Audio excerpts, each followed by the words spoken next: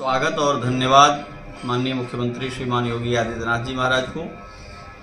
हम संतों के आचार्य और प्रतिनिधि पूज्यपाद गोस्वामी जी महाराज ने 500 वर्ष पहले कहा था, राजा राम अवध राजधानी। हमारे राजा राम जी हैं और हमारी राजधानी अयोध्या है।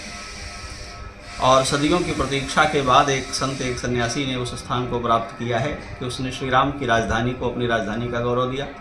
अपनी कैबिनेट ले आए यहाँ और अयोध्या के उत्थान पर उन्होंने बैठक की और उसके विषय में योजनाएं पास की। बहुत धन्यवाद और अभिनंदन का विषय है। अयोध्या वाल्मीकि रामायण के अनुसार ही अपने समय से विश्व में प्रसिद्ध थी, लेकिन समय के साथ चीज़ों का स्वरूप बदलता है, प्रभावित होता है। माननीय योगी जी के संकल्प के बल से अयोध्या फिर से वैश्विक स्तर पर अपना सम्मान प्राप्त कर रही है। इसके तीर्थों का पुनरुद्धार हो रहा है।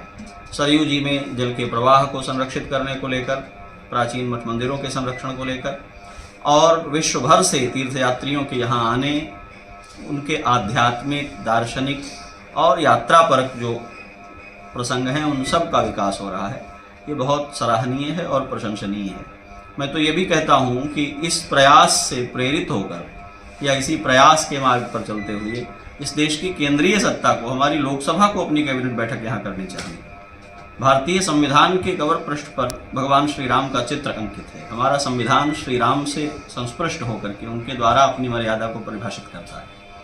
भारत का उत्थान कैसे हो, मानव जाति का उत्थान कैसे हो और कैसे भारत दुनिया भर की मनुष्यता को अच्छा मार्ग दे सके, इसके लिए अयोध्या में बैठक करने के लिए माननीय मोदी जी को भी योजना बनानी चाहिए। ये बहुत प्रतीकात्मक, गंभीर अर्थों का बड़ा प्रयोजन है और बहुत स्वागत योग्य है।